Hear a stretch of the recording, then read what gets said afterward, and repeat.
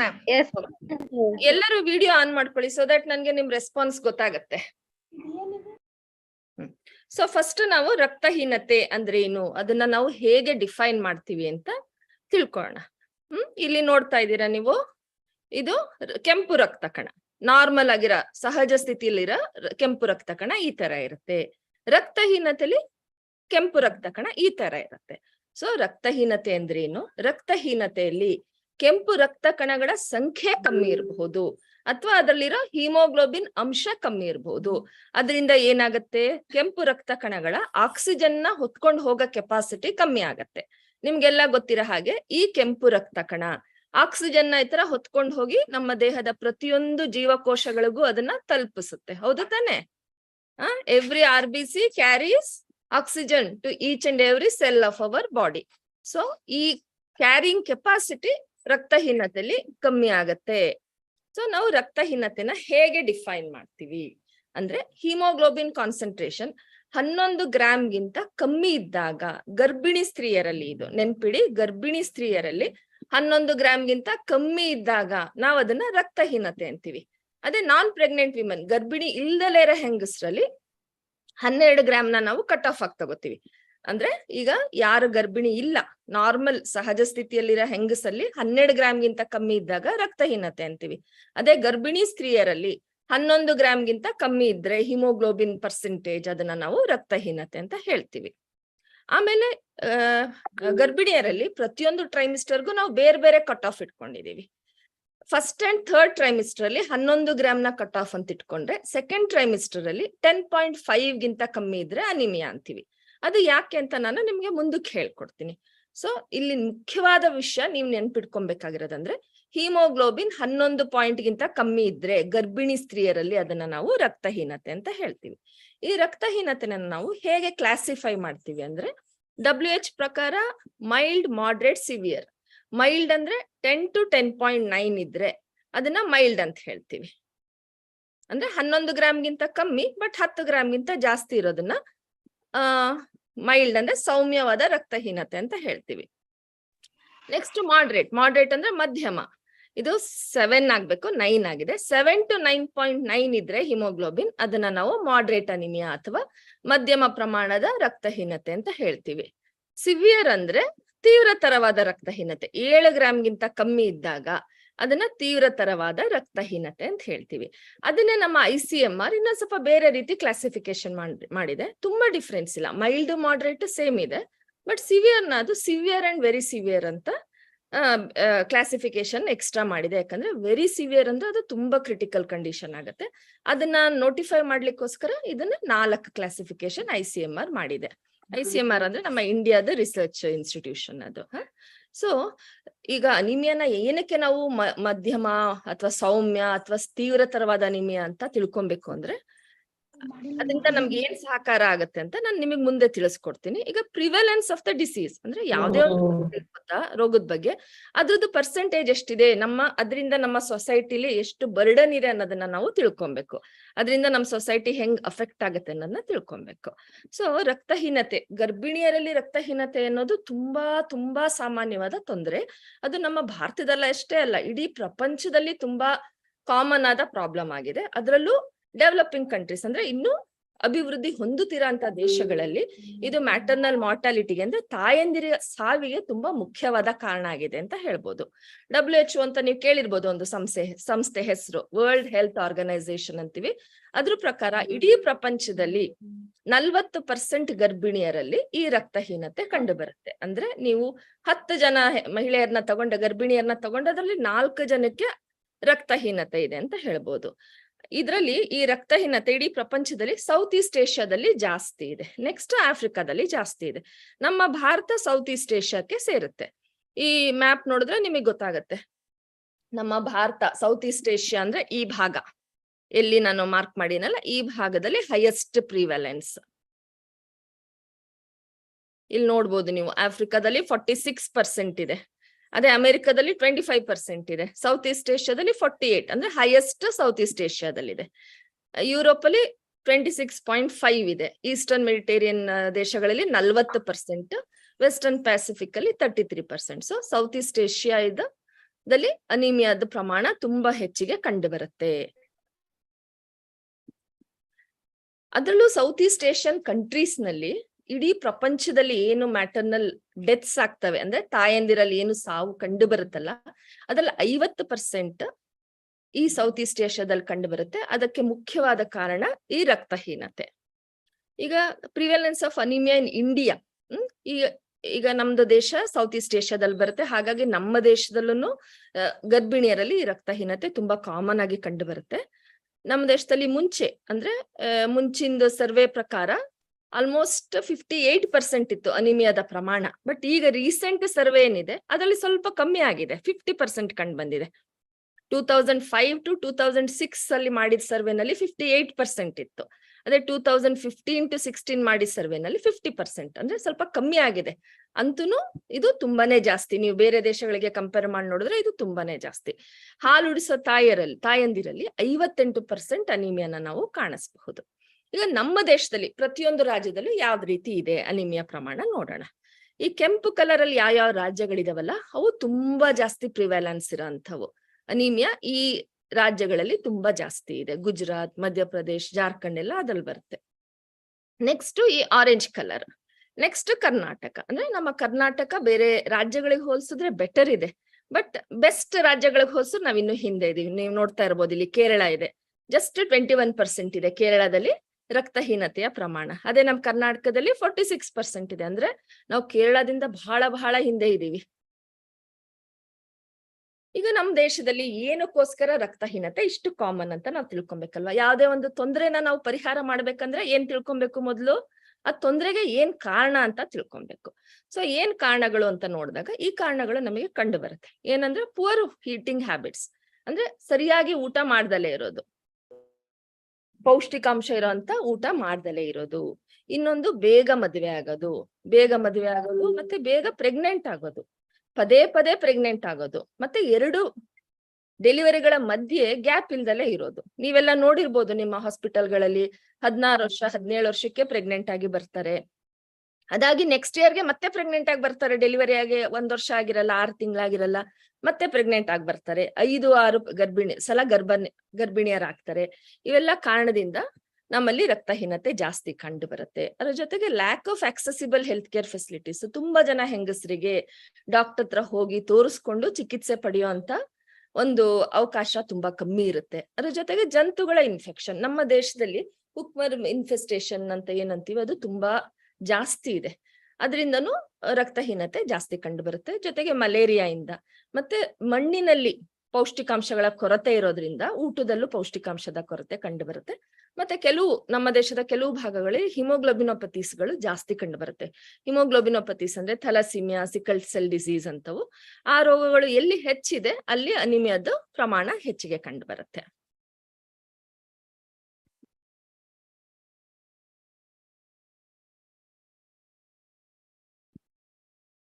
ಈಗ ನಾವು ಪ್ರಿವ್ಯಾಲೆನ್ಸ್ ಬಗ್ಗೆ ತಿಳ್ಕೊಂಡ್ವಿ, ಕಾರಣಗಳನ್ನ ತಿಳ್ಕೊಂಡ್ವಿ.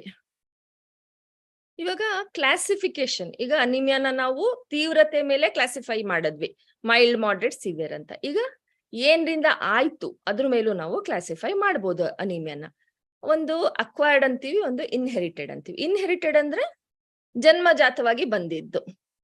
ಅವಕ್ಕೆ ಕಾರಣಗಳು thalassaemia, sickle cell anaemia, haemoglobinopathies, inherited haemolytic diseases. ಅಂದ್ರೆ ಇವುಗಳೆಲ್ಲ ಹುಟ್ಟಿಂದನೇ ಬರುವಂತ ಅನಿಮಿಯಾಗಳು.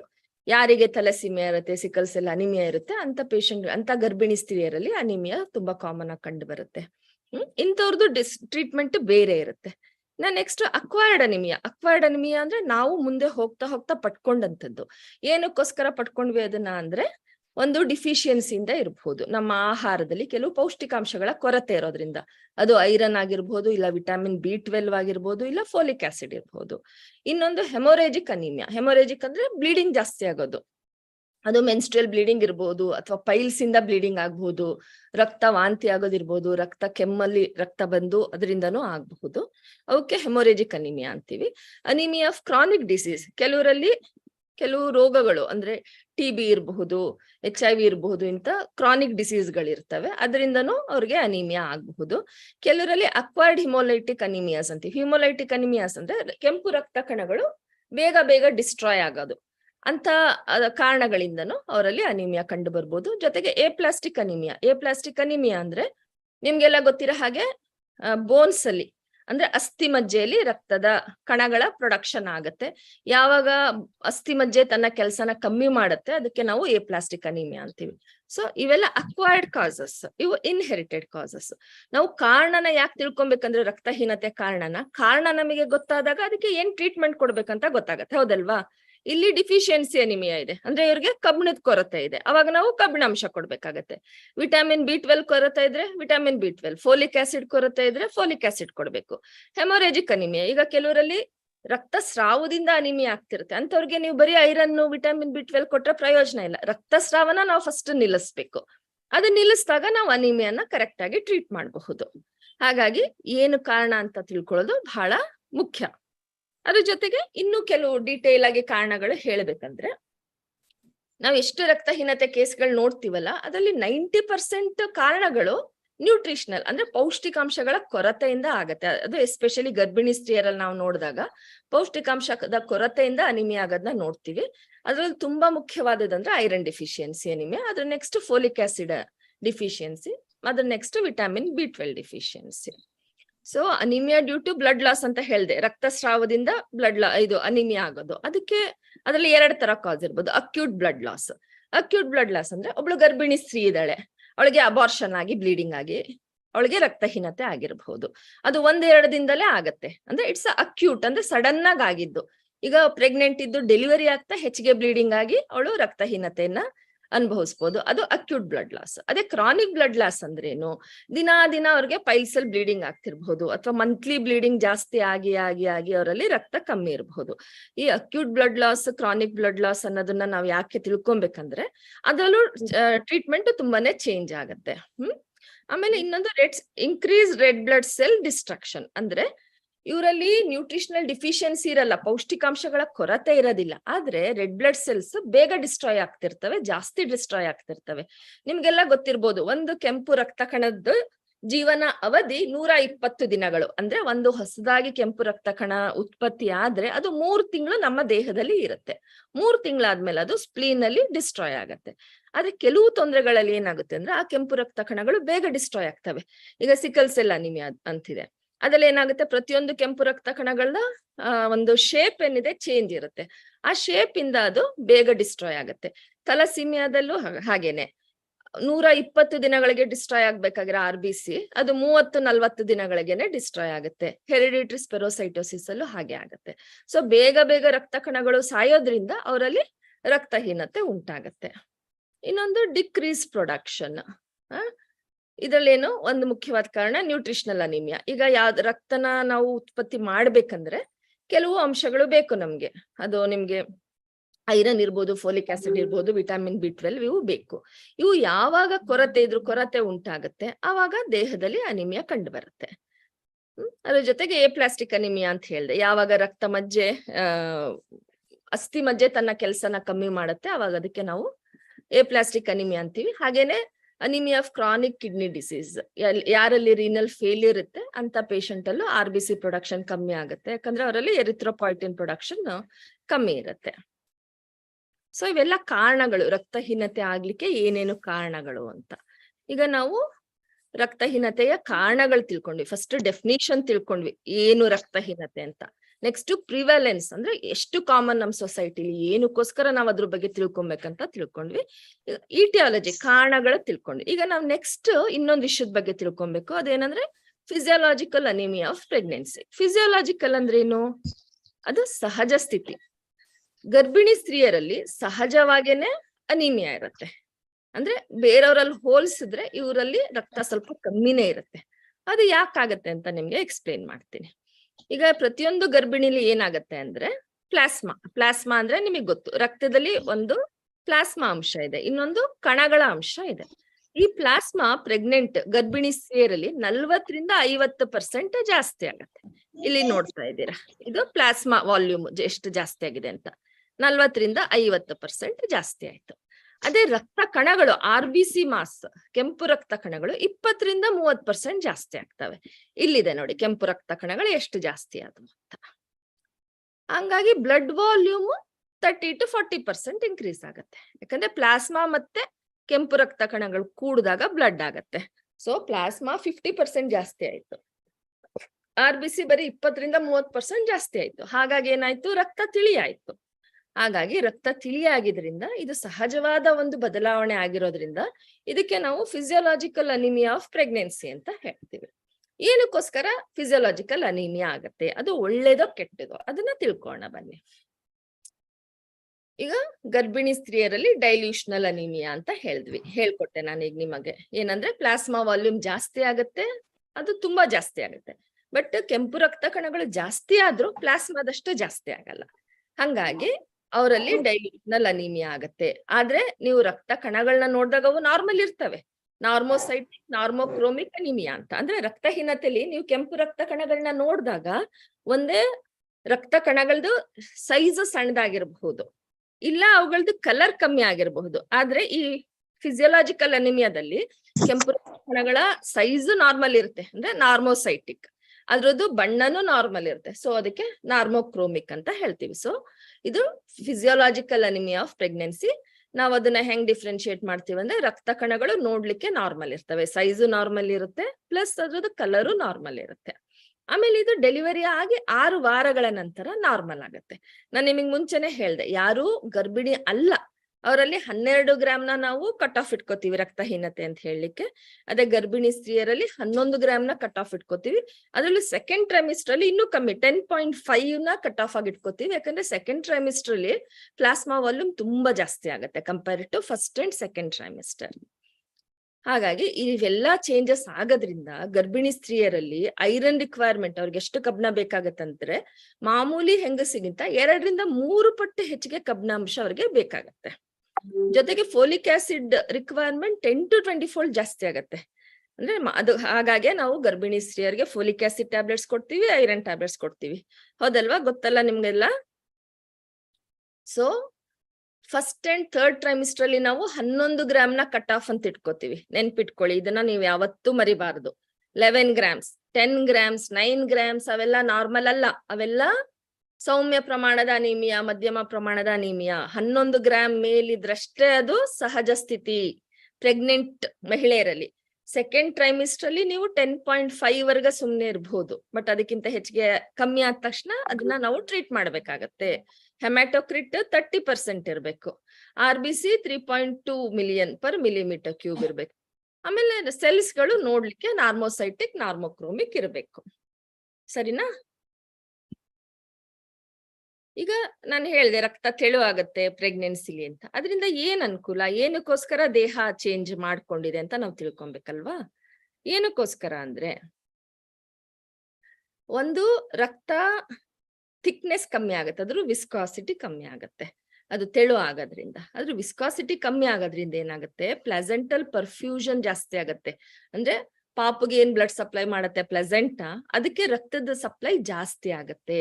ಆವಾಗ ಮಗುಗೆ ಹೆಚ್ಚಿಗೆ ಆಕ್ಸಿಜನ್ ಅಂಶ ಹೋಗುತ್ತೆ. ಆಮೇಲೆ ಒಂದು ಮಗು ಬೆಳವಣಿಗೆಗೆ ಇದು ಹೆಲ್ಪ್ ಮಾಡ್ತು. ರಕ್ತ ತೆಳ್ಳಗಾಗಿದ್ರಿಂದ ಮಗುಗೆ ಪರ್ಫ್ಯೂಷನ್ ಆಕ್ಸಿಜನೇಷನ್ ಚೆನ್ನಾಗಾಯ್ತು.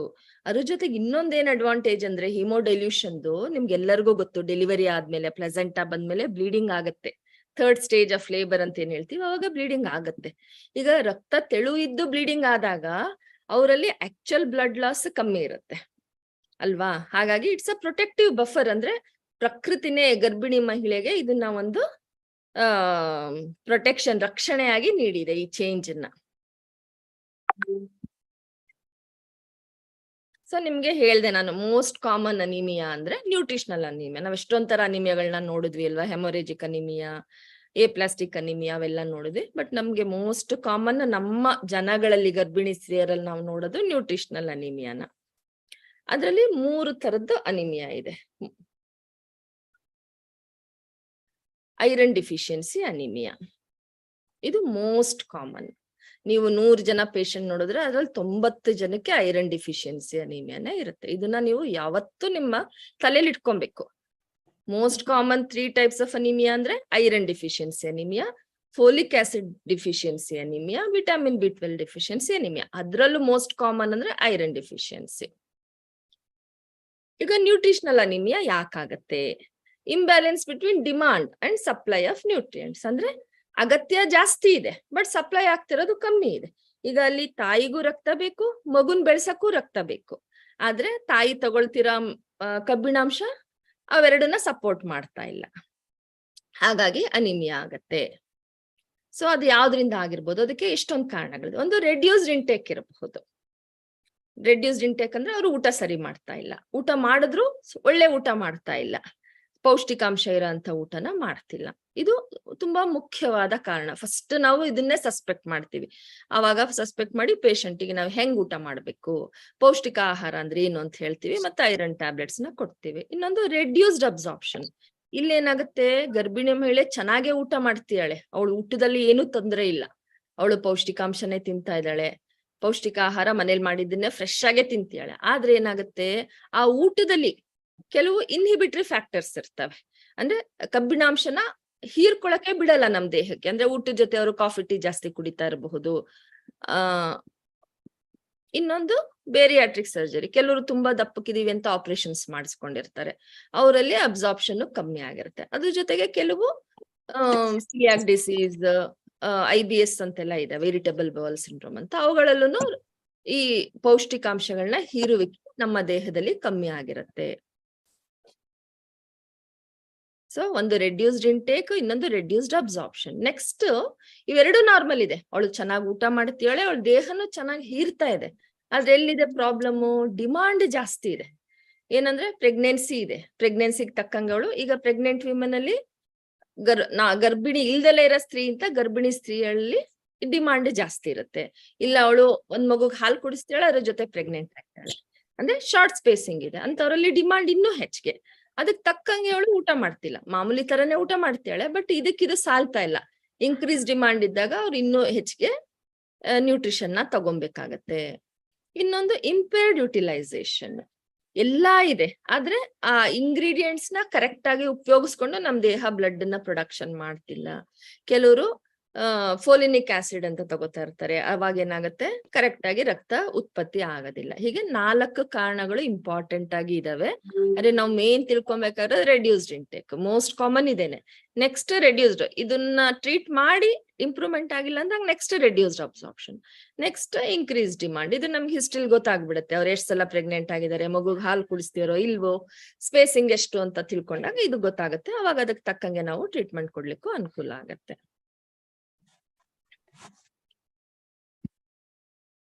ಇನ್ನೊಂದು ಬ್ಲಡ್ ಲಾಸ್. ಪ್ರೆಗ್ನೆಂಟ್ ಇರ್ಬೋದು, ಅವರಿಗೆ ಮಧ್ಯ ಬ್ಲೀಡಿಂಗ್ ಆಗಿರಬಹುದು, ಥ್ರೆಟನ್ಡ್ ಅಬಾರ್ಷನ್ ಆಗಿ ಬ್ಲಡ್ ಲಾಸ್ ಆಗಿರಬಹುದು, ಇಲ್ಲ ಪೈಲ್ಸ್ ಇಂದ ಬ್ಲೀಡಿಂಗ್ ಆಗ್ತಿರಬಹುದು, ಇಲ್ಲ APH ಆಂಟಿಪಾರ್ಟಮ್ ಹೆಮೊರೇಜ್ ಆಗಿರಬಹುದು. ಸೊ ಅವೆಲ್ಲ ಕಾರಣಗಳನ್ನ ನಾವು ತಿಳ್ಕೊಂಡು ಅದಕ್ಕೆ ಟ್ರೀಟ್ಮೆಂಟ್ ಕೊಡ್ಬೇಕಾಗತ್ತೆ. Next common cause iron deficiency anaemia ಆದ್ಮೇಲೆ ನೆಕ್ಸ್ಟ್ ಕಾಮನ್ ಕಾಸ್ ಅಂದ್ರೆ ಫೋಲೇಟ್ ಡಿಫಿಷಿಯನ್ಸಿ.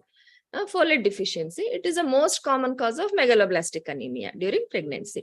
ಈಗ ನಾವು ಐರನ್ ಡಿಫಿಷಿಯನ್ಸಿ ಅನಿಮಿಯಾ ಅಂತ ಏನ್ ಹೇಳಿದ್ನಲ್ಲ, ಅದನ್ನ ನಾವು ಮೈಕ್ರೋಸೈಟಿಕ್ ಹೈಪೋಕ್ರೋಮಿಕ್ ಅನಿಮಿಯಾ ಅಂತೀವಿ. ಅಂದ್ರೆ ಅದರಲ್ಲಿ ರಕ್ತ ಕಣಗಳು ತುಂಬಾ ಸಣ್ಣದಾಗಿರುತ್ತೆ, ಅವುಗಳದ್ದು ಬಣ್ಣನೂ ತಿಳಿ ಇರುತ್ತೆ. ಬಟ್ ಇದು ಮೆಗಾಲೋಬ್ಲಾಸ್ಟಿಕ್ ಅನಿಮಿಯಾ ಅಂತ. ಮೆಗಾಲೋಬ್ಲಾಸ್ಟಿಕ್ ಅಂದ್ರೆ ಪ್ರತಿಯೊಂದು ರಕ್ತ ಕಣಗಳ ಸೈಜ್ ದೊಡ್ಡದಾಗಿರುತ್ತೆ. ಈಗ ನೀವು ರಕ್ತದ ರಿಪೋರ್ಟ್ ಅಲ್ಲಿ ನೋಡಿರ್ಬಹುದು, PCV ಆಮೇಲೆ MCV ಅಂತೆಲ್ಲ ಬರ್ದಿರ್ತಾರೆ, ಅಂದ್ರೆ ಮೀನ್ ಕಾರ್ಪಸ್ಕ್ಯುಲರ್ ವಾಲ್ಯೂಮ್ ಅಂತ ಬರ್ದಿರ್ತಾರೆ. ಅದು ಯೂಶಲಿ 80 to 100 ಒಳಗಡೆ ಇರ್ಬೇಕು. ಅದನ್ನ ನಾವು ನಾರ್ಮೋಸೈಟಿಕ್ ಅಂತೀವಿ. ಅದಕ್ಕಿಂತ ಕಮ್ಮಿ ಇದ್ದಾಗ, 80ಗಿಂತ ಕಮ್ಮಿ ಇದ್ದಾಗ ನಾವು ಮೈಕ್ರೋಸೈಟಿಕ್ ಅಂತೀವಿ. ಮೈಕ್ರೋಸೈಟಿಕ್ ನ ನಾವು ಐರನ್ ಡಿಫಿಷಿಯನ್ಸಿ ನೋಡ್ತೀವಿ.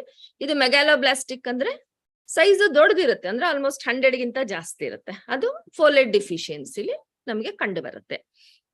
ಇದ್ರಲ್ಲಿ ಎಂಥವ್ರಲ್ಲಿ ಇದು ಜಾಸ್ತಿ ಕಂಡು ಬರುತ್ತೆ ಅಂದ್ರೆ, ಯಾರು ನಾನ್ ವೆಜಿಟೇರಿಯನ್ ಇರಲ್ಲ, ಯಾರು ಜಾಸ್ತಿ ಫ್ರೆಶ್ ಸೊಪ್ಪುಗಳನ್ನ ತಗೊಳಲ್ಲ, ಬೇಳೆ ಕಾಳುಗಳನ್ನ ಜಾಸ್ತಿ ತಿನ್ನಲ್ಲ, ಅಂತವ್ರಲ್ಲಿ ಇದನ್ನ ನಾವು ತುಂಬಾ ಕಾಮನ್ ಆಗಿ ಕಂಡು ಬರ್ತೀವಿ, ಕಾಣ್ತೀವಿ.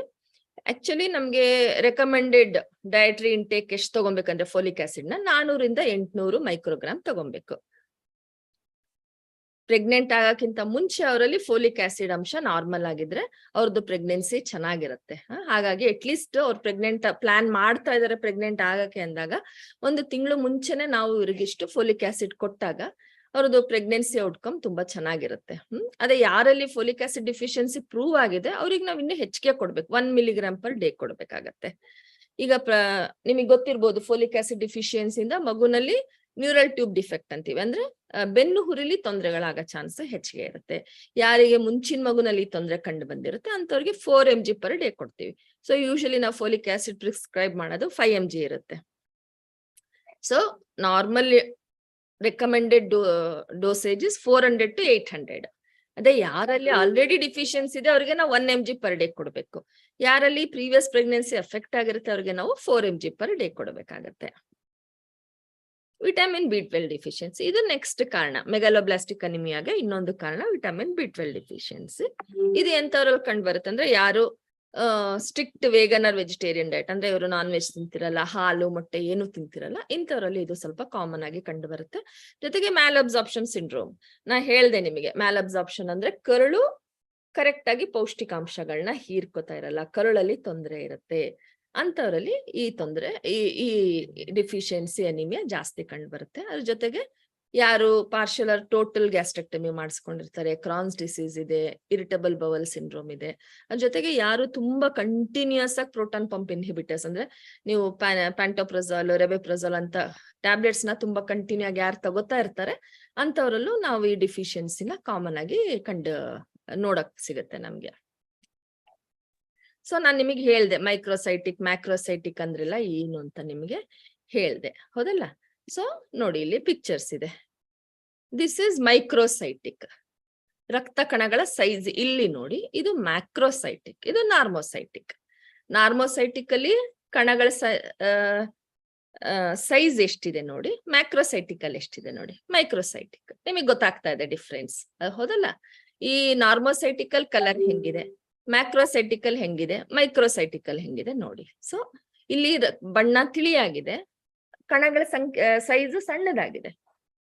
ಇದು ದೊಡ್ಡದಿದೆ ಕಣಗಳ ಸಂಖ್ಯೆ, ಇಲ್ಲಿ ಎರಡು ನಾರ್ಮಲ್ ಆಗಿದೆ. So this is the difference. Morphology ಅಂದ್ರೆ ನಾವು ಪೆರಿಫರಲ್ ಸ್ಮಿಯರ್ ಅಂತ ಮಾಡಿದಾಗ ಅನಿಮಿಯಾದಲ್ಲಿ ನಾವು ಪೆರಿಫರಲ್ ಸ್ಮಿಯರ್ ಮೇಲೆ ನಾವು ಕಂಡು ಹಿಡಿಬಹುದು ಯಾವುದು ಮೈಕ್ರೋಸೈಟಿಕ್, ಮ್ಯಾಕ್ರೋಸೈಟಿಕ್, ನಾರ್ಮೋಸೈಟಿಕ್. ಅದನ್ನ ನೋಡ್ಕೊಂಡಾಗ ನಮ್ಗೆ ಟ್ರೀಟ್ಮೆಂಟ್ ಕೊಡೋದು ಸುಲಭ ಆಗತ್ತೆ, ಕಾರಣ ಗೊತ್ತಾಗತ್ತೆ ನಮಗೆ.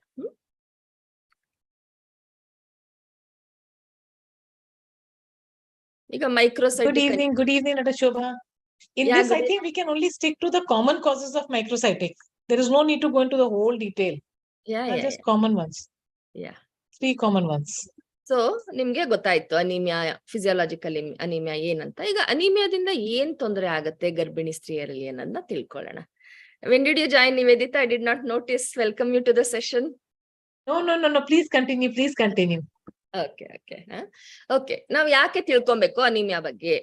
ಈಗ ವರ್ಲ್ಡ್ ಹೆಲ್ತ್ ಆರ್ಗನೈಸೇಷನ್ ಒಂದು ಸ್ಟಡಿಲಿ ಏನಂತ ಗೊತ್ತಾಯ್ತು ಅಂದ್ರೆ severe antenatal or postnatal maternal anaemia was associated with an increased risk of maternal death. ಅಂದ್ರೆ ಗರ್ಭಿಣಿ ಸ್ತ್ರೀಯರಲ್ಲಿ ಹೆರಿಗೆ ಮುಂಚೆ ಆಗಿರ್ಬೋದು ಅಥವಾ ಹೆರಿಗೆ ಆದ್ಮೇಲೆ ಆಗಿರ್ಬೋದು, ತೀವ್ರತರವಾದ ಅನಿಮಿಯಾ ಇದ್ದಾಗ ಅವರಲ್ಲಿ ಸಾವು ನೋವಿನ ಪ್ರಮಾಣ ತುಂಬಾ ಹೆಚ್ಚಿಗೆ ಆಯ್ತು ಅಂತ ಗೊತ್ತಾಯ್ತು. ಸೊ ಮ್ಯಾಟರ್ನ ಅಂದ್ರೆ ತಾಯಂದಿರಲ್ಲಿ ಅನಿಮಿಯಾ ಇದ್ದಾಗ ಏನಾಗುತ್ತೆ ಅಂದ್ರೆ ತುಂಬಾ ತೊಂದರೆಗಳಾಗ್ತವೆ. ಯಾವ್ಯಾವ ತರ ಅಂದ್ರೆ, ಒಂದು ತಾಯಿಗೆ ರಕ್ತ ಹಚ್ಚಬೇಕಾಗಬಹುದು, ಇನ್ನೊಂದು ಆಂಟಿನೇಟಲ್ ಆರ್ ಪೋಸ್ಟ್ನೇಟಲ್ ಸೆಪ್ಸಿಸ್ ಅಂದ್ರೆ ಇನ್ಫೆಕ್ಷನ್ ಆಗೋದು, ತುಂಬಾ ತೀವ್ರತರವಾದ ಇನ್ಫೆಕ್ಷನ್ ಆಗೋದು, ಅವರಲ್ಲಿ ಆಪರೇಟಿವ್ ಡೆಲಿವರಿ ಆಗೋದು ಜಾಸ್ತಿ, ಜೊತೆಗೆ ಹಾರ್ಟ್ ಇನ್ ಪ್ರಾಬ್ಲಮ್ ಆಗೋದು ಜಾಸ್ತಿ ಅನ್ನೋದು ಎಷ್ಟೊಂದು ಸ್ಟಡಿಗಳಿಂದ ಗೊತ್ತಾಗಿದೆ. ಈಗ ಏನೇನ್ ಪ್ರಾಬ್ಲಮ್ಸ್ ಅಂತ ನಾವು ಡೀಟೇಲ್ ಆಗಿ ತಿಳ್ಕೊಳ್ಳೋಣ. ಸೊ ತಾಯಂದಿರಲ್ಲಿ ಏನೇನೋ ತೊಂದರೆಗಳು ಆಗಬಹುದು. ಈಗ ಯಾವ್ದೇ ತೊಂದ್ರೆನ ನಾವು ಅಲ್ಲಿ ನಮ್ಗೆ ಗರ್ಭಿಣಿ ಸ್ತ್ರೀಯಲ್ಲಿ ಬರೀ ತಾಯಿ ಅಷ್ಟೇ ಇಲ್ಲ, ತಾಯಿನೂ ಇದೆ ಮಗುನೂ ಇದೆ, ಇಬ್ರ ಮೇಲೂ ಏನೇನ್ ತೊಂದರೆ ಆಗುತ್ತೆ ಅಂತ ನಾವು ನೋಡ್ಬೇಕಾಗತ್ತೆ.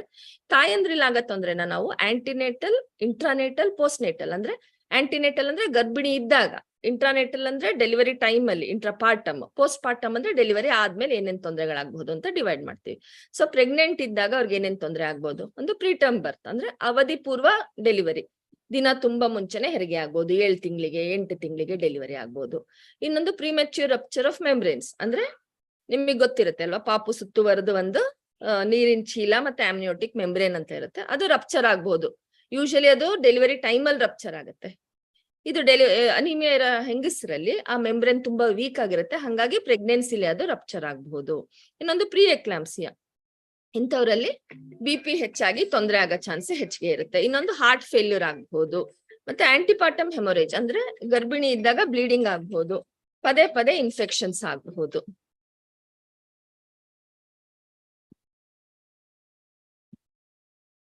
ನೆಕ್ಸ್ಟ್ ಡೆಲಿವರಿ ಟೈಮಲ್ಲಿ ಏನೇನು ತೊಂದರೆಗಳು ಆಗಬಹುದು. ಡೆಲಿವರಿ ಟೈಮಲ್ಲಿ ಒಂದು ಅಬ್ರಪ್ಷನ್ ಅಂದ್ರೆ ಮಾಸ ಪ್ಲಾಸೆಂಟ್ ಅಂತ ಏನಿರ್ತೀವಿ ಅದು ಸರಿದ್ ಬಿಟ್ಟು ಬ್ಲೀಡಿಂಗ್ ಆಗಬಹುದು. ಇನ್ನೊಂದು ಫೀಟಲ್ ಡಿಸ್ಟ್ರೆಸ್, ಮಗುಗೆ ತೊಂದರೆ ಆಗ್ಬಹುದು. ರಕ್ತ ಕಮ್ಮಿ ಇರೋದ್ರಿಂದ ಮಗುಗೆ ಆಕ್ಸಿಜನ್ ಅಂಶ ಕಮ್ಮಿ ಆಗಿ ಮಗುನ ಹಾರ್ಟ್ ಬಿಟ್ಟು ವೇರಿಯೇಷನ್ಸ್ ಆಗ್ಬಹುದು. ಮಗು ಹೊಟ್ಟೆಲಿ ಮೆಕೋನಿಯಂ ಪಾಸ್ ಮಾಡಬಹುದು. ಪ್ರೊಲಾಂಗ್ ಲೇಬರ್ ಅಂದ್ರೆ ಲೇಬರ್ ನಾವ್ ಅನ್ಕೊಂಡಿದ್ದಕ್ಕಿಂತ ತುಂಬಾ ಹೆಚ್ಚಿಗೆ ಹೊತ್ತು ಹೋಗ್ಬೋದು. ಈಗ ಮಾಮೂಲಿ 5-6 ಗಂಟೆಲಿ ಡೆಲಿವರಿ ಆಗ್ತಿದ್ರೆ ಇವರೆಲ್ಲ 10-12 ಗಂಟೆ ಆದ್ರೂ ಆಗ್ದಲೇ ಇರ್ಬೋದು. ಯಾಕಂದ್ರೆ ತಾಯಿಗೆ ನೋವು ಕೊಡೋಷ್ಟು ಶಕ್ತಿ ಇರೋದಿಲ್ಲ, ಫಿಸಿಕಲಿ ಅವರು ವೀಕ್ ಇರ್ತಾರೆ. ಆಮೇಲೆ increase risk of operative interference ಅಂದ್ರೆ ಯಾವಾಗ ಡೆಲಿವರಿ ಲೇಟ್ ಆಗುತ್ತೆ ಆವಾಗ ನಾವು ಅವ್ರಿಗೆ ವ್ಯಾಕ್ಯೂಮ್ ಡೆಲಿವರಿ ಮಾಡ್ಬೇಕಾಗ್ಬೋದು, ಇಲ್ಲ ಫೋರ್ಸೆಪ್ಸ್ ಡೆಲಿವರಿ ಮಾಡ್ಬೇಕಾಗಬಹುದು, ಇಲ್ಲ ಅವರು ಫುಲ್ಲಿ ಡೈಲೇಟ್ ಆಗಿಲ್ಲ ತುಂಬಾ ಲೇಟ್ ಆಗ್ತಿದೆ ಫಿಟಲ್ ಡಿಸ್ಟ್ರೆಸ್ ಆಯ್ತು ಅಂದಾಗ ನಾವು ಸಿಸೇರಿಯನ್ ಆಪರೇಷನ್ ಸಹ ಮಾಡ್ಬೇಕಾಗಬಹುದು. ಸೊ ಯಾವಾಗ ಆಪರೇಟಿವ್ ಇಂಟರ್ಫರೆನ್ಸ್ ಜಾಸ್ತಿ ಆಗುತ್ತೆ ಆ ತಾಯಂದಿರಲ್ಲಿ ಮಾರ್ಬಿಡಿಟಿ ಜಾಸ್ತಿ ಇರುತ್ತೆ. ಇನ್ನೊಂದು ಡೆಲಿವರಿ ಟೈಮಲ್ಲಿ ಹೆಂಗೆ ನೋವು ಹೆಚ್ಚಾಗುತ್ತೆ ಅವಾಗ ಹಾರ್ಟಿಗೆ ತುಂಬಾ ಸ್ಟ್ರೆಸ್ ಆಗಿ ಹಾರ್ಟ್ ಫೇಲ್ಯೂರ್ ಆಗಬಹುದು. ಸೊ ಇವೆಲ್ಲ ಡೆಲಿವರಿ ಟೈಮಲ್ಲಿ ಕಂಡು ಬರೋಂತ ತೊಂದರೆಗಳು. ಅಬ್ರಪ್ಷನ್ ಅಂದ್ರೆ ಬ್ಲೀಡಿಂಗ್ ಆಗೋದು, ಫೀಟಲ್ ಡಿಸ್ಟ್ರೆಸ್ ಅಂದ್ರೆ ಮಗುವಿಗೆ ತೊಂದರೆ ಆಗೋದು, ಮಗುದು ಹಾರ್ಟ್ ರೇಟ್ ವೇರಿಯೇಷನ್ಸ್ ಆಗೋದು, ಪ್ರೊಲಾಂಗ್ ಲೇಬರ್ ತುಂಬಾ ಹೊತ್ತು ಹೆರಿಗೆ ನೋವು ತಿನ್ನೋದು, ಜೊತೆಗೆ ಆಪರೇಟಿವ್ ಡೆಲಿವರಿ ಜಾಸ್ತಿ ಆಗುತ್ತೆ, ಹಾರ್ಟ್ ಫೇಲ್ಯೂರ್ ಆಗುತ್ತೆ. ಪೋಸ್ಟ್ ಪಾರ್ಟಮ್ ಕಾಂಪ್ಲಿಕೇಶನ್ಸ್, ಡೆಲಿವರಿ ಆದ್ಮೇಲೆ ಏನೇನ್ ತೊಂದರೆ ಆಗಬಹುದು. ಪೋಸ್ಟ್ ಪಾರ್ಟಮ್ ಹೆಮೊರೇಜ್ ಅಂದ್ರೆ ಡೆಲಿವರಿ ಆದ ನಂತರ ಬ್ಲೀಡಿಂಗ್ ತುಂಬಾ ಆಗಬಹುದು. ಪ್ಯೂರ್ಪೆರಲ್ ಸೆಪ್ಸಿಸ್ ಅಂದ್ರೆ ಇನ್ಫೆಕ್ಷನ್ ಆಗಬಹುದು ಡೆಲಿವರಿ ಆದ್ಮೇಲೆ. ಲ್ಯಾಕ್ಟೇಷನ್ ಫೇಲ್ಯೂರ್, ಇಂಥ ಸ್ಟಿಯರ್ ಅಲ್ಲಿ ಹಾಲು ಬರ್ದಲೇ ಇರ್ಬೋದು, ಮಗುವಿಗೆ ಹಾಲು ಕುಡಿಸ್ಲಿಕ್ಕೆ ಹಾಲು ಸಾಲದಲ್ಲೇ ಇರಬಹುದು. ಸಬ್ ಇನ್ವಲ್ಯೂಷನ್ ಅಂತೀವಿ, ಅಂದ್ರೆ ಡೆಲಿವರಿ ಆಗಿ 6 ವಾರಕ್ಕೆ ಗರ್ಭಚೀಲ ಮುಂಚೆ ಯಾವ ಸೈಜ್ ಇತ್ತು ಅಷ್ಟೇ ಸಣ್ಣದಾಗ್ಬೇಕು, ಬಟ್ ಇಂಥವರಲ್ಲಿ ಸಬ್ ಇನ್ವಲ್ಯೂಷನ್ ಆಗುತ್ತೆ, ಅದು ಸೈಜ್ ಸಣ್ಣದಾಗಲ್ಲ ದೊಡ್ಡದಾಗೆ ಉಳ್ಕೊಳ್ಳುತ್ತೆ, ಅವಾಗ ಇನ್ಫೆಕ್ಷನ್ ಚಾನ್ಸಸ್ ಜಾಸ್ತಿ, ಬ್ಲೀಡಿಂಗ್ ಚಾನ್ಸಸ್ ಜಾಸ್ತಿ ಇರುತ್ತೆ. ಪೋಸ್ಟ್ ಪಾರ್ಟಮ್ ಡಿಪ್ರೆಷನ್, ಈ ಮಹಿಳೆಯರಲ್ಲಿ ಯಾರಲ್ಲಿ ಅನಿಮಿಯಾ ಇರುತ್ತೆ ಅಂತವ್ರು ಡಿಪ್ರೆಷನ್ಗೆ ಹೋಗ್ತಾರೆ, ಖಿನ್ನತೆಗೊಳಗಾಗ್ತಾರೆ, ಅವ್ರಿಗೆ ಯಾವ ಕೆಲಸ ಮಾಡ್ಲಿಕ್ಕೆ ಇಂಟ್ರೆಸ್ಟ್ ಇರಲ್ಲ, ಮಗುನ್ ನೋಡ್ಕೊಳ್ತಿರಲ್ಲ, ಮಗುಗ್ ಸರಿ ಹಾಲು ಕುಡಿಸ್ತಿರಲ್ಲ, ಯಾಕಂದ್ರೆ ಅವ್ರಿಗೆ ಏನಕ್ಕೂ ಶಕ್ತಿ ಇರಲ್ಲ. ಜೊತೆಗೆ ಐರನ್ ಅಂದ್ರೆ ಐರನ್ ಬರೀ ಹಿಮೋಗ್ಲೋಬಿನ್ ಅಲ್ಲಿ ಅಷ್ಟೇ ಇರಲ್ಲ, ನಮ್ಮ ದೇಹದ ಎಷ್ಟೊಂದು ಎನ್ಸೈಮ್ಸ್ ಕೆಲ್ಸಕ್ಕೆ ನಮ್ಗೆ ಐರನ್ ಬೇಕು. ಹಂಗಾಗಿ ಅವರು ಪೋಸ್ಟ್ ಪಾರ್ಟಮ್ ಡಿಪ್ರೆಷನ್ ಹೋಗ್ಬೋದು. ಅದ್ರ ಜೊತೆಗೆ ಪಲ್ಮನರಿ ಥ್ರಾಂಬೋ ಎಂಬೋಲಿಸಮ್ ಅಂದ್ರೆ ರಕ್ತ ಹೆಪ್ಪುಗಟ್ಟಿ ನಮ್ಮ ಶ್ವಾಸಕೋಶಗಳಿಗೆ ಹೋಗಿ ತೊಂದರೆ ಆಗ್ಬೋದು, ಮತ್ತೆ ಹಾರ್ಟ್ ಫೇಲ್ಯೂರ್ ಆಗ್ಬೋದು. ಇಷ್ಟೆಲ್ಲಾ ತೊಂದರೆಗಳು ರಕ್ತಹೀನತೆಯಿಂದ ಆಗಬಹುದು. ಹಾಗಾಗೇನೆ severe anaemia during pregnancy or postpartum doubles the risk of maternal death, ಅಂದ್ರೆ ತಾಯಂದಿರು ಸಾಯೋ ಚಾನ್ಸ್ ಈ ಅನಿಮಿಯಾ 2 ಪಟ್ಟು ಹೆಚ್ಚಿಗೆ ಮಾಡುತ್ತೆ. ಹಾಗಾಗಿ ನಾವು ರಕ್ತಹೀನತೆ ಬಗ್ಗೆ ತುಂಬಾ ಚೆನ್ನಾಗಿ ತಿಳ್ಕೊಬೇಕು, ಅದನ್ನ ಹೆಂಗೆ ಟ್ರೀಟ್ ಮಾಡೋದು ಅನ್ನೋದನ್ನು ನಾವು ತಿಳ್ಕೊಬೇಕು. ಆಮೇಲೆ ಮಗುನಲ್ಲಿ ಏನೇನ್ ತೊಂದರೆಗಳಾಗ್ಬೋದು, ಇಲ್ಲಿವರೆಗೆ ನಾವು ತಾಯಂದಿರಲ್ಲಿ ಏನೇನ್ ತೊಂದರೆ ಆಗುತ್ತೆ ತಿಳ್ಕೊಂಡ್ವಿ, ಮಗುನಲ್ಲೂ ಎಷ್ಟೊಂದು ತೊಂದರೆಗಳಾಗುತ್ತೆ. ಒಂದು ಲೋ ಬರ್ತ್ ವೇಟ್, ಅವುಗಳದ್ದು ತೂಕ ಕಮ್ಮಿ ಇರಬಹುದು. ಆಮೇಲೆ ನಾ ಹೇಳ್ದೆ ಪ್ರೀಟರ್ಮ್ ಡೆಲಿವರಿ ಆಗುತ್ತೆ, PROM ಆಗುತ್ತೆ ಅಂತ, ಅದರಿಂದ ಪ್ರಿಮೆಚ್ಯೂರ್ ಬರ್ತ್ ಆಗುತ್ತೆ, ಅದರಿಂದ ಮಗು NICUಗೆ ಹೋಗ್ಬೇಕಾಗತ್ತೆ. ತುಂಬಾ ಸಿವಿಯರ್ ಅನಿಮಿಯಾ ಇದ್ದಾಗ ಇಂಟ್ರಾಯುಟ್ರೈನ್ ಡೆತ್ ಸಹ ಆಗ್ಬೋದು, ಮಗು ಹೊಟ್ಟೆಲೆ ಸಾಯಬಹುದು, ಪದೇ ಪದೇ ಇನ್ಫೆಕ್ಷನ್ಸ್ ಆಗಬಹುದು. ಮಗುನಲ್ಲಿ ಕೆಲವು ಕಂಜನೈಟಲ್ ಅನಾಮಲೀಸ್ ಇರಬಹುದು, ಅಂದ್ರೆ ನಾನ್ ನಿಮ್ಗೆ ಹೇಳ್ದೆ ಫೋಲಿಕ್ ಆಸಿಡ್ ಡಿಫಿಷಿಯನ್ಸಿ ಇದ್ದಾಗ ಮಗುನಲ್ಲಿ ಏನೇನ್ ತೊಂದರೆ ಆಗಬಹುದು ಅಂತ. ಆಮೇಲೆ ಇನ್ನೊಂದು ಮುಖ್ಯವಾದಂದ್ರೆ ಮಗು ಹುಟ್ಟಿದ್ಮೇಲೆ ಆ ಮಗುನಲ್ಲಿ ಅನಿಮಿಯಾ ಇರುತ್ತೆ. ಆಮೇಲೆ ಮಗುದು ಅಬ್ನಾರ್ಮಲ್ ಕಾಗ್ನೇಟಿವ್ ಡೆವಲಪ್ಮೆಂಟ್ ಅಂದ್ರೆ ಮೆಂಟಲ್ ಡೆವಲಪ್ಮೆಂಟ್ ಸ್ವಲ್ಪ ಕುಂದಬಹುದು. ಸೊ ಈಗ ನಾವು ಮೋಸ್ಟ್ ಇಂಪಾರ್ಟೆಂಟ್ ಏನೇನ್ ತಿಳ್ಕೊಂಡ್ವಿ ಈ ಕ್ಲಾಸ್ ಅಲ್ಲಿ ಅಂದ್ರೆ WHO ಪ್ರಕಾರ ಅನಿಮಿಯಾ ಅಂದ್ರೆ ಏನು, ಎಷ್ಟು ಗ್ರಾಮ್ಗಿಂತ ಕಮ್ಮಿ ಇದ್ರೆ ಅದನ್ನ ನಾವು ಅನಿಮಿಯಾ ಅಂತ ಅಂತೀವಿ. So first and third trimester ಅಲ್ಲಿ 11 ಗ್ರಾಮ್ಗಿಂತ ಕಮ್ಮಿ ಇದ್ರೆ, ಸೆಕೆಂಡ್ ಟ್ರೈಮಿಸ್ಟರ್ ಅಲ್ಲಿ 10.5 ಗಿಂತ ಕಮ್ಮಿ ಇದ್ರೆ, ಫಿಸಿಯಾಲಜಿಕಲ್ ಅನಿಮಿಯಾ ಮತ್ತೆ ಐರನ್ ಡಿಫಿಷಿಯನ್ಸಿ ಅನಿಮಿಯಾ ಇವೆರಡು ತುಂಬಾ common cos of anaemia in pregnancy. ಆಮೇಲೆ food based strategies, food supplementation and improvement of health services are required to reduce the burden of anemia among women in India in addition to IFA supplementation. ಇವಾಗ ನಿಮ್ಗೆಲ್ಲ ಗೊತ್ತಿರೋ ಹಾಗೆ ಎಲ್ಲಾ ಗರ್ಭಿಣಿ ಸ್ತ್ರೀಯರ್ಗುನು ನಾವು iron tablets ಕೊಡ್ತೀವಿ. ಆದ್ರೆ ಅದ್ರ ಜೊತೆಗೆ ನಾವು ಅವ್ರಿಗೆ ಊಟ ಹೇಗ್ ಮಾಡೋದು, ಯಾವ ರೀತಿ ಪೌಷ್ಟಿಕಾಂಶಗಳನ್ನ ಬಳಸ್ಕೊಂಡು ನಾವು ಊಟನ ಇಂಪ್ರೂವ್ಮೆಂಟ್ ಮಾಡ್ಬೇಕು ಅಂತ ತಿಳಿಸ್ಕೊಡ್ಬೇಕಾಗುತ್ತೆ. ಅದ್ರ ಜೊತೆಗೆ tackling anemia in India requires investment in women's education and socio-economic status along with continued focus on improving health and nutrition. ಅಂದ್ರೆ ನಮ್ಮ ದೇಶದಲ್ಲಿ ನೋಡಿದ್ರೆ ನೀವು 50% ಇಂತ ಹೆಚ್ಚಿಗೆ ಗರ್ಭಿಣಿ ಸ್ತ್ರೀಯರಲ್ಲಿ ಅನಿಮಿಯಾ ಇದೆ. ಇದನ್ನ ನಾವು ಕಮ್ಮಿ ಮಾಡ್ಬೇಕಂದ್ರೆ ಬರೀ ಐರನ್ ಟ್ಯಾಬ್ಲೆಟ್ ಕೊಟ್ರೆ ಸಾಕಾಗಲ್ಲ, ನಾವು ಎಜುಕೇಟ್ ಮಾಡ್ಬೇಕು. ಗರ್ಭಿಣಿ ಸ್ತ್ರೀಯರನ್ನ ಎಜುಕೇಟ್ ಮಾಡ್ಬೇಕಂದ್ರೆ ನಾವು ನಿಮ್ಗಳನ್ನ ಎಜುಕೇಟ್ ಮಾಡ್ಬೇಕು. ಸೊ ನಿಮ್ಮ ಮೂಲಕ ನಾವು ಅವ್ರನ್ನ ಎಜುಕೇಟ್ ಮಾಡಕ್ಕೆ ಪ್ರಯತ್ನ ಪಡ್ತಾ ಇದೀವಿ. ಇವತ್ತಿನ ಕ್ಲಾಸ್ ಅನ್ನ ಎಲ್ಲರೂ ಚೆನ್ನಾಗಿ ತಿಳ್ಕೊಂಡಿದ್ದೀರಾ ಅಂತ ಅನ್ಕೊಂಡಿದೀನಿ. ಏನಾದ್ರು ಪ್ರಶ್ನೆಗಳಿದ್ರೆ ಕೇಳಬಹುದು. ರಂಗಲಕ್ಷ್ಮಿ ಮೇಡಮ್ ಕಾಣಿಸ್ತಾ ಇದ್ದಾರೆ. ಮೇಡಮ್ ಏನಾದ್ರು ಹೇಳಲಿಕ್ಕೆ ಇಷ್ಟಪಡ್ತೀರಾ ಮೇಡಮ್? ನಮಸ್ಕಾರ ಮೇಡಮ್.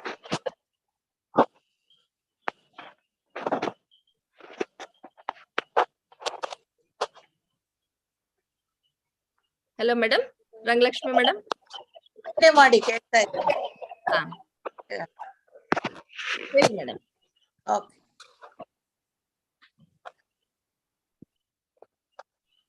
ಯಾರಿಗಾರ ಏನಾದ್ರು ಕ್ವೆಶನ್ಸ್ ಇದ್ರೆ ಕೇಳಬಹುದು sisters. Good evening, Shobha. Shobha, you know, there is one slide which there's a slight error in that slide. That is that slide which shows mild, moderate, severe. I told them that it is 7 to 9.9. I told them, corrected the mistake. Dr. Nagratna madam is there. She is also advisor of the committee. Madam, would you like to speak? Nagratna madam. Good evening, ma'am. Good evening. Nagratna madam. Yeah, hello. Madam, video on ಮಾಡಿ madam.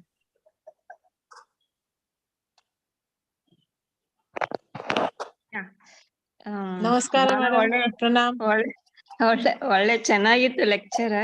It was very fluent. I think sisters ಗೆಲ್ಲ ಚೆನ್ನಾಗಿ ಅರ್ಥ ಆಗಿದೆ ಅಂತ ಅನ್ಕೊಂಡಿದೀನಿ. And you took sufficient time to explain them in a proper way. So it was excellent class. Thank you madam. Thank you. Safe Motherhood Committee Foxy members have joined, many of them. Uma Jaiswal madam and Nivedita, thank you very much for joining. Anupama, thank you for mentoring. Thank you for mentoring. You're doing a wonderful job. Yeah. In fact, you can ask them few basic questions if you want to ask them in Kannada. Then you can understand. If they've understood, then you can like wrap up today's sessions. Okay. You can just ask them a few questions because now you've taken the class. You can ask them a few questions. Yeah. In Kannada, so you will understand whether they've understood. Okay. ಯಾರು answer ಮಾಡ್ತೀರಾ? ಒಬ್ಬರೇ ಕೈ ಎತ್ತಿ ಅವರಿಗೆ unmute ಮಾಡ್ಲಿಕ್ಕೆ. ಎಲ್ಲರೂ ಮಾಡಿದ್ರೆ ಗಲಾಟೆ ಆಗತ್ತೆ. ಯಾರು ಆನ್ಸರ್ ಮಾಡ್ತೀರಾ? ಯಾವ ಹಾಸ್ಪಿಟಲ್ ಅವರು? ಸರ್ಜಿ ಹಾಸ್ಪಿಟಲ್ ಕೇಳ್ತೀನಿ, ಯಾಕಂದ್ರೆ ಇಷ್ಟ ದಿನ ನಿಮ್ಗೆ ಯಾವತ್ತೂ ಕ್ವೆಶನ್ ಕೇಳಿಲ್ಲ. ವಿಡಿಯೋ ಆನ್ ಮಾಡ್ತೀರಾ? ಸರ್ಜಿ ಹಾಸ್ಪಿಟಲ್. ಸರ್ಜಿ ಹಾಸ್ಪಿಟಲ್ ಇದೀರಾ?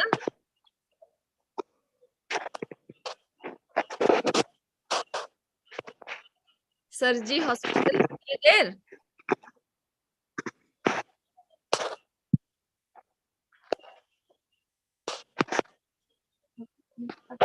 ಇಲ್ಲ, ಯಾರಾದ್ರೂ ಹ್ಯಾಂಡ್ ರೈಸ್ ಮಾಡ್ಬೋದು. ಯಾರು ಇಂಟ್ರೆಸ್ಟೆಡ್ ಇದ್ದೀರಾ ಕ್ವೆಶನ್ಸ್ ಆನ್ಸರ್ ಮಾಡ್ಲಿಕ್ಕೆ? ಹೇಳ್ರಿ. ಯಾರು? ಯಾವ ಹಾಸ್ಪಿಟಲ್ ಹೇಳಿ? From Handra hospital. ಹಂದ್ರಾಳ ಹಾಸ್ಪಿಟಲ್. ಏನ್ ನಿಮ್ ಹೆಸರು? Madam Surekha madam. ಯಾರಿದ್ದೀರಾ ನರ್ಸಸ್? ಹಾಸ್ಪಿಟಲ್ ಇಂದ Uma sister Sudha, you can answer. Yeah video on ಮಾಡಿ ಸುಧಾ ಮತ್ತೆ ರೇತಲ್. Okay ma'am. Uma is that answering? Madam Sudha ನಿಮ್ಮ ನರ್ಸ್ ಮೇಡಮ್? ಸುಧಾ ಅಮ್ಮು ಅಂತಿದಾರಲ್ಲ ಅವರು? Sudha, Uma and Ritul, they have joined in same. Okay. Video on ಮಾಡಿ question ಕೇಳ್ತೀನಿ. ಸೊ ಅನಿಮಿಯಾನ ಯಾವ ತರ ಕ್ಲಾಸಿಫಿಕೇಶನ್ ಮಾಡ್ತೀರಾ? ಸಿವಿಯರಿಟಿ ಮೇಲೆ, ಅದ್ರ ತೀವ್ರತೆ ಮೇಲೆ ಯಾವ ರೀತಿ ಕ್ಲಾಸಿಫೈ ಮಾಡ್ತೀರಾ? Hello. Yeah, Uma. Moderate severe ಮಾಡ್ತೀವಿ.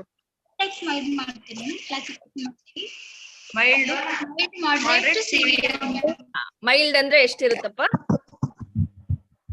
ಮೈಲ್ಡ್ ಅಂದ್ರೆ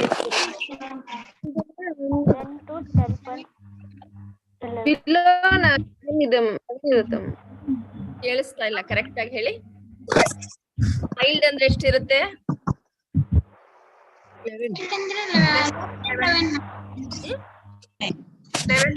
ಒಬ್ರು ಆನ್ಸರ್ ಮಾಡಿ ಅಂದ್ರೆ ಕರೆಕ್ಟ್ ಕೇಳಿಸುತ್ತೆ. ಇಲ್ಲ ಚಾಟ್ ಬಾಕ್ಸ್ ಅಲ್ಲಿ ಹೇಳ್ಬೋದು. ಮೈಲ್ಡ್ ಅನಿಮಿಯಾ 11 ಕಮ್ಮಿ ಇರುತ್ತಾ ಜಾಸ್ತಿ ಇರುತ್ತಾ mild anaemia? 10 to 10.9. So 10 to 10.9 is mild anemia. Moderate anemia ಅಂದ್ರೆ ಎಷ್ಟಿರುತ್ತೆ? 7 to 7. So 7 to 9.9 is moderate anemia. ಹೌದಲ್ವಾ? 7 to 9.9. ಸಿವಿಯರ್ ಅನಿಮಿಯಾ ಅಂದ್ರೆ ಎಷ್ಟಿರುತ್ತೆ? Less than 7. Less than 7. Good. So ಅನಿಮಿಯಾಗೆ ಏನೇನು ಕಾರಣಗಳಿದಾವೆ? ರಕ್ತಹೀನತೆಗೆ ಕಾರಣಗಳು ಏನೇನು? Aetiology. Iron deficiency, ma'am. Vitamin B12 deficiency. Vitamin B12 deficiency.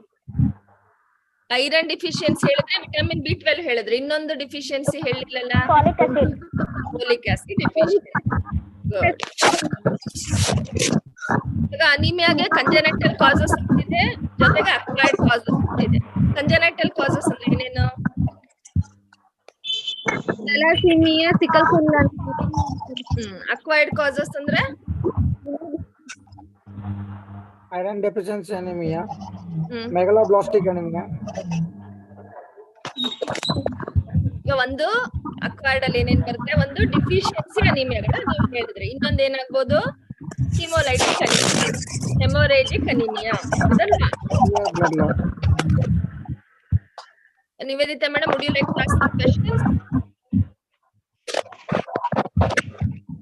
Nivedita madam? Yeah. Yeah, you can ask. No, I won't be able to ask in Kannada, so I thought that it's best that you ask. Only they're learning, let them learn, because when you be able to answer in the assessment.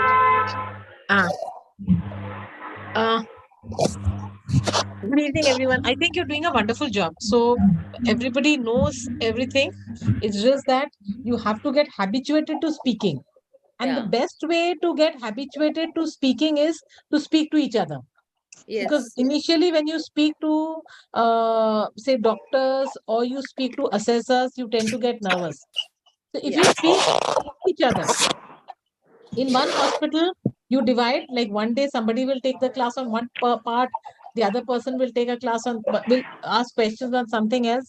So that way, if you keep asking each other and you answer, then you will get over your fear of answering. That Correct. is something which is which you should start, because it's everybody knows. All of you are working, all of you have been a year experts, so it's not that you all can't do it. You all can do it very well. But anyway, just let's ask the basic questions. What is anemia? And just a moment. Rupashri, I think some is I can see her on video. So yeah, Rup, you can answer. What is anemia? Anemia. Anemia is RBC count is less. Right? What Really? else? ಒಂದು ಕೆಂಪು ರಕ್ತ ಕಣಗಳ ಸಂಖ್ಯೆ ಸಂಖ್ಯೆ ಕಡಿಮೆ ಆಗಿರುತ್ತೆ. ಇನ್ನೊಂದು point oxygen level. Oxygen. ಹೇಳಿ. Capacity. ಆಕ್ಸಿಜನ್. ಇದನ್ನೇ ಮೇಡಮ್ ಹೇಳ್ತಿರೋದು, ನಿಮಗೆ ಗೊತ್ತಿರುತ್ತೆ ಆದ್ರೆ ಪಟ್ ಅಂತ ಆನ್ಸರ್ ಮಾಡ್ಲಿಕ್ಕೆ ಕಷ್ಟ ಆಗತ್ತೆ. ಹಾಗಾಗಿ ನೀವು ಡೈಲಿ ಪ್ರಾಕ್ಟೀಸ್ ಮಾಡ್ಲಿಲ್ಲ ಅಂದ್ರೆ ಕಾನ್ಫಿಡೆಂಟ್ ಆಗಿ ಹೇಳಲಿಕ್ಕೆ ಆಗೋದಿಲ್ಲ ನಿಮ್ಗೆ. ಈಗ ನೆಕ್ಸ್ಟ್ ವೀಕ್ ಇಂದ ಅಸೆಸ್ಮೆಂಟ್ ಶುರು ಆಗುತ್ತೆ. ಅಸೆಸ್ಮೆಂಟ್ ಅಲ್ಲಿ ನಿಮ್ಗೆ 3 ಜನ ಡಾಕ್ಟರ್ಸ್ ಇರ್ತಾರೆ. ಒಬ್ರು ಫಾಕ್ಸಿಂದ ಇರ್ತಾರೆ, ಒಬ್ರು ಕಸೋಗಾಯಿಂದ ಇರ್ತಾರೆ, ಇನ್ನೊಬ್ರು ಸೇಫ್ ಮದರ್ಹುಡ್ ಕಮಿಟಿ. ಸೊ 3 ಜನ ನೋಡಿ ನೀವು ಹೆದರ್ಕೊಂಡ್ ನಡ್ಗಕ್ ಶುರು ಮಾಡಿದ್ರೆ ನಿಮ್ಗೆ ಆನ್ಸರ್ ಮಾಡ್ಲಿಕ್ಕೆ ಆಗೋದು. ಹಾಗಾಗಿ ಈಗ್ಲಿಂದಾನೇ ನೀವು ಡೈಲಿ ಪ್ರಾಕ್ಟೀಸ್ ಮಾಡಿ, ಒಬ್ರಿಗೊಬ್ರು ಕ್ವೆಶನ್ಸ್ ಕೇಳ್ಕೊಳ್ಳಿ. ನಿಮ್ಮ ಡಾಕ್ಟರ್ಸ್ ನಿಮಗೆಲ್ಲ ಕೇಳ್ತಾ ಇರ್ತಾರೆ, ಅವಾಗ ಧೈರ್ಯವಾಗಿ ಉತ್ತರ ಕೊಡೋದನ್ನ ಕಲ್ತ್ಕೊಳ್ಳಿ. ಇವತ್ತು ಒಮ್ಮೆ ರಿವಿಷನ್ ಮಾಡಿ, ನಾಳೆ ಕ್ಲಾಸಿನ ಮುಂಚೆ ನಾವು ಮತ್ತೆ ಕ್ವೆಶನ್ಸ್ ಕೇಳ್ತೀವಿ, ಮತ್ತೆ ಕ್ಲಾಸ್ ಆದ್ಮೇಲೂ ಕ್ವೆಶನ್ಸ್. ಯಾ ಹೇಳಿ. Yeah, Vinita, please. Anemia is a condition in which number of RBCs and their oxygen carrying capacity is insufficient. That is called as anemia. Fantastic. Very good. So let us it's just very easy to understand. We all know that hemoglobin is actually the carrier of oxygen. It's like a truck which is carrying food to, say, a family or a village. So if you require 11 trucks to carry food to that village, but if you have less trucks carrying food, if you have 9 trucks, will that village get adequate food? Yes or no? Yes or no? No, correct. So that means if hemoglobin is carrying the oxygen And if there is less hemoglobin, then obviously there is less oxygen. Now, less oxygen going to every tissue, every tissue will get less oxygen. That means my legs will get less oxygen, my hands will get less oxygen, my stomach will get less oxygen, my heart will get less oxygen, my brain will get less oxygen, my kidneys will get less oxygen. Now, every organ, when I get less oxygen, so what is going to slowly happen to that organ? That organ will slowly function less. That means because I'm getting less oxygen, you are running. After some time, you're getting less oxygen. What will happen? Your speed will come down. You cannot work as much as you could because when you had good oxygen supply. So when every organ gets less oxygen, that organ will start working in a decreased capacity. So that is what happens in every organ. If you see everything which Madam said, symptoms of anemia, you start from the brain, less oxygen to the brain. The woman will feel tired, cannot concentrate, less oxygen to the hair fall, less oxygen to the to your GI system. You cannot digest food. You feel full all the time. Your your intestines will not function. Less oxygen to the heart. Heart will not work properly. Less oxygen to the kidney. The kidney function of urine output will come down. Then less oxygen to the legs. Your legs will start having cramps because your muscles cannot work. So that way, every organ, when you have less oxygen, it is going to function to a lesser capacity. Similarly, your uterus. That is what is important. Have you got it? So what is anemia? In which the oxygen carrying capacity is insufficient. Which part of the RBC carries oxygen? What part of the RBC carries oxygen? Hemoglobin. Very good. Shobha is answering. So the hemoglobin in the RBC, that is a red color, which is red color, that is the one which is carrying oxygen. So if I have less RBC, I will have less hemoglobin. But sometimes I may have normal RBC and still the hemoglobin can be less. So either the RBC is less or the hemoglobin is less, and therefore the oxygen carrying capacity is less. Is this clear to everybody? Everybody? Yes, ma'am. It is so nicely explained by Nivedita and Shobha. Good evening, madam. Good evening, Vidya ma'am. Good evening. Yeah, madam. Vinuta answered very well. Vinuta answered very well. So, but everybody has to answer like that, you know. So everybody now will switch on their unmute themselves and give a big round, big clap to Vinuta. No, they have Everybody to has to make their video on, and if they have any queries, let them ask. ಯಾವ್ದ್ ಭಾಷೆ ಬರುತ್ತೆ ಆ ಭಾಷೆಯಲ್ಲಿ ನಿಮಗೆ ಪ್ರಶ್ನೆ ಇದ್ರೆ ಕೇಳ್ಕೊಳ್ಳಿ. ಈಗ ಈ ಪಿಕ್ಚರ್ ನೆನ್ಪಿಟ್ಕೊಳ್ಳಿ. ನಾರ್ಮಲ್ RBC, ನಾರ್ಮಲ್ ಇದ್ರಲ್ಲಿ ಎಷ್ಟು RBC ಇದೆ, ಇಲ್ಲೆಷ್ಟು RBC ಇದೆ, ಅನಿಮಿಯಾ ಇರೋ RBC. ಸೊ RBCಗಳು ಕಮ್ಮಿ ಇದೆ. ಇನ್ನೊಂದು ಹಿಮೋಗ್ಲೋಬಿನ್ ಕಮ್ಮಿ ಇರಬಹುದು, ಅದ್ರದ್ದು ಆಕ್ಸಿಜನ್ ಕ್ಯಾರಿಂಗ್ ಕೆಪಾಸಿಟಿ ಕಮ್ಮಿ ಆಗಿದೆ ಇಲ್ಲಿ. ಅದನ್ನ ಈ ಪಿಕ್ಚರ್ ನೆನ್ಪಿಟ್ಕೊಂಡ್ರೆ ನೀವು ಡೆಫಿನಿಷನ್ ನೀಟಾಗಿ ಹೇಳ್ಬಿಡ್ತೀರಾ. Anemia is a condition in which number of and their oxygen carrying capacity is insufficient. Yeah. You can say insufficient, you can say less, you can say inadequate. Use whichever word you want. Yeah. Not a problem. But use it. Okay. Now, which is the normal? What should be the normal minimum? Normal hemoglobin in pregnancy. During pregnancy, how much hemoglobin should be minimum to say it's normal? 11. Very good, Lakshmi. Very good. Very good. Very good. 11 and above. Now, anemia, we know we will classify as mild, moderate, and severe. Anybody in the group can tell me which is mild anemia? Mild anemia? 10 to 10.9. Very good. Very good. Geeta, very good. Very good. Now, anybody will tell me which is moderate anemia? Here the number is written different. Anybody will tell me moderate anemia? 9.9. Very good. 7 to 9.9. Excellent. And anybody can tell me which is severe anemia? Excellent. Excellent. Very good. So everybody now knows mild, moderate, and severe. Any confusion? Can everybody answer this much? Everybody can answer this, no? Very good. So now we know that anemia is approximately around, we say 50 to 52% of antenatal women are anemic. What you can do is that in your OPD, you start calculating. Whoever does your lab investigations, you get the register and you see in the last 1 month, how many antenatal women have hemoglobin less than 11 and how many have more than 11. You will get the prevalence. Prevalence means kitna hai, how many cases are there, what is the approximate case. So that is there in your hospital. So approximately they say 40%, but in India, it's more or less, they say 50 to 52%.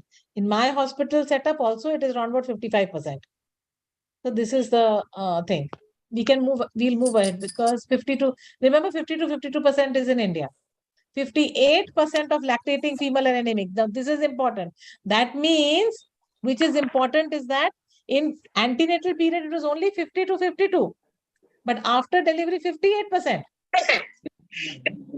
So more women are anemic after delivery, which means that we are not taking care of postnatal cases. So when they get discharged, we must discharge them with proper advice. Okay, this is what you all have to do. What is the hemoglobin? Normal hemoglobin just after delivery. What should be the normal minimum hemoglobin just after delivery? More than 10. More than 12 Very grams. good. Raghavendra, very good. Fantastic. They all know the answers. So you should answer like that. Absolutely. Very good. Very good. Vijay has written more than 10. Very good. So this is the thing. And now we have done the burden. Now we know the symptoms. Can anybody tell me? Now see, I've already said Karnataka does not have much burden, but I'm from Jharkhand, and Jharkhand is here in eastern side. Yeah. The Jharkhand has much more anemia. Here we have Jharkhand here.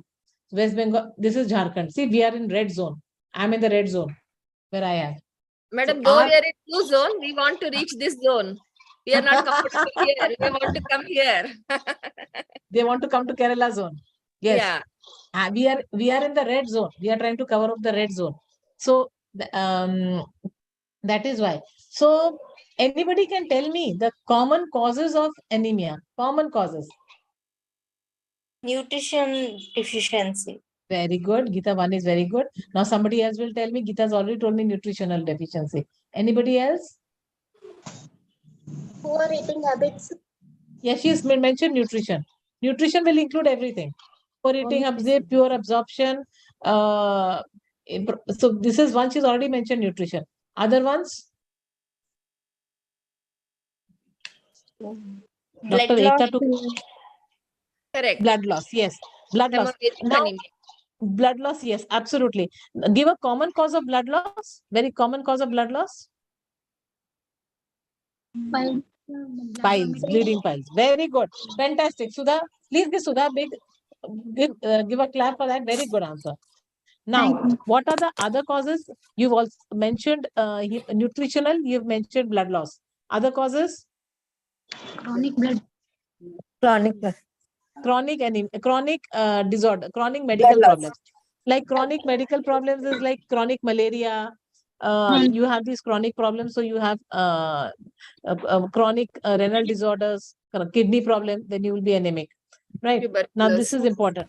One class, Dr. Ekta took a very nice class. What did Dr. Ekta take a class on? Sickle cell anemia and thalassemia. Yes. So that is another important cause of anemia. Thalassemia, sickle cell anemia. That means the hemoglobinopathies. Absolutely. Then we have some causes in which RBCs break down. The RBCs, blood loss is there, the RBCs keep breaking down. That is hemolytic. What does the word lytic means? Lytic means breakdown, destroying. So some conditions in which hemoglobin is getting destroyed very fast. The hemoglobin is breaking down very fast. So those are hemolytic, in which the hemoglobin is breaking down very fast. So these are some common causes of anemia. You all find out the causes in your place. In my place, it is nutritional anemia as well as hookworm infestations and malaria. Those three are very common in Jharkhand, where I stay, in my place. We have thalassemia also. Thalassemia is very common in Jharkhand. Thalassemia, sickle cell anemia. Thalassemia is quite not so common, madam. But here we have thalassemia. So we have to do literally routine electrophoresis. So now she's already taught you physiological anemia.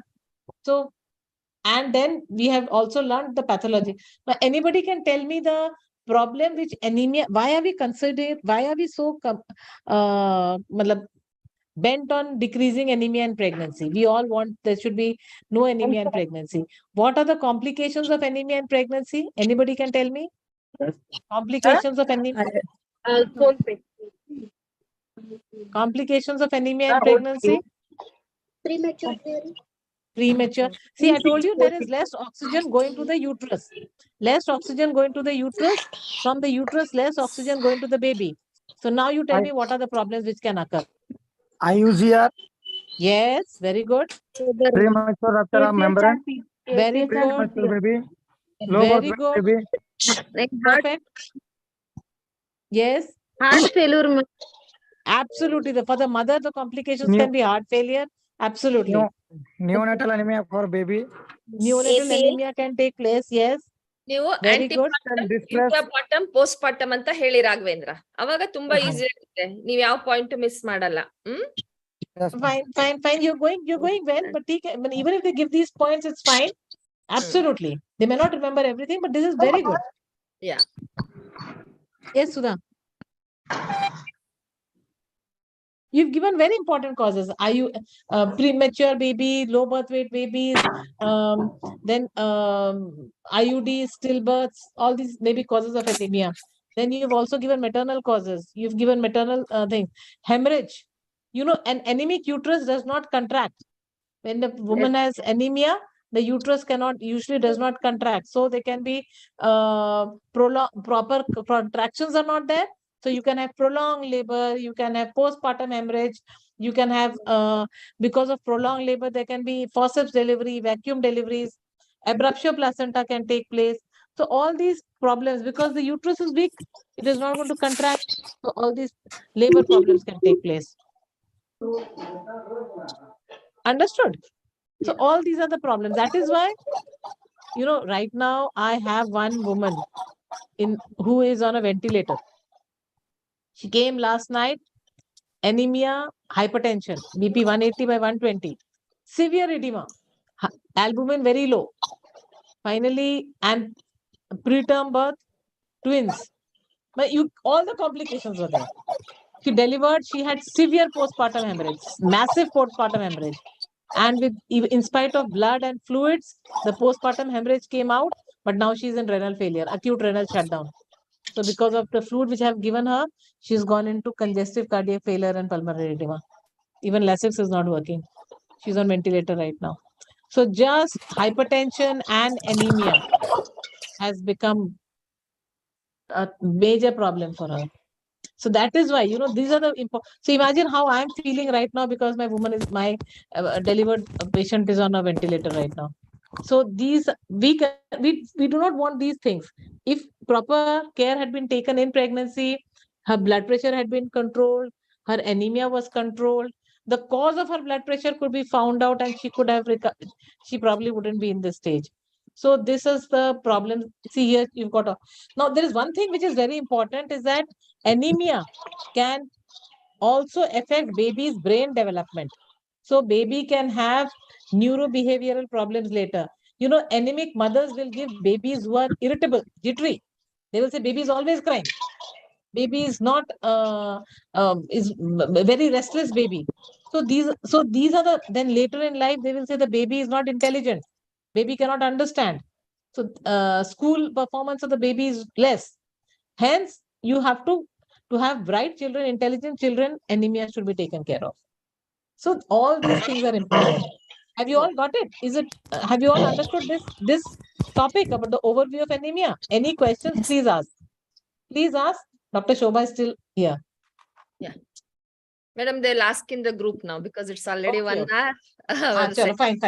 Thank you very much. Thanks ಎಲ್ಲರಿಗೂ. ನಿಮ್ಮ busy schedule ಅಲ್ಲಿ ಎಲ್ಲರೂ join ಆಗಿ ತುಂಬಾ interest ಕೊಟ್ಟು ಕೇಳ್ಕೊಂಡಿದ್ದೀರಾ. ಹಾಗೆ ಎಲ್ಲಾ doctors ಯಾರು ನಿಮ್ಮ ಸ್ಟಾಫ್ ನ ಎನ್ಕರೇಜ್ ಮಾಡ್ತೀರಾ ಕ್ಲಾಸಸ್ ಕೇಳಲಿಕ್ಕೆ, ಎಲ್ಲರಿಗೂ ನನ್ನ ತುಂಬು ಹೃದಯದ ಧನ್ಯವಾದಗಳು. ನಾಳೆ ಮತ್ತೆ ಇನ್ನೊಂದು ಕ್ಲಾಸ್ ಇರುತ್ತೆ. Will join at sharp 7:30. So we don't miss any time in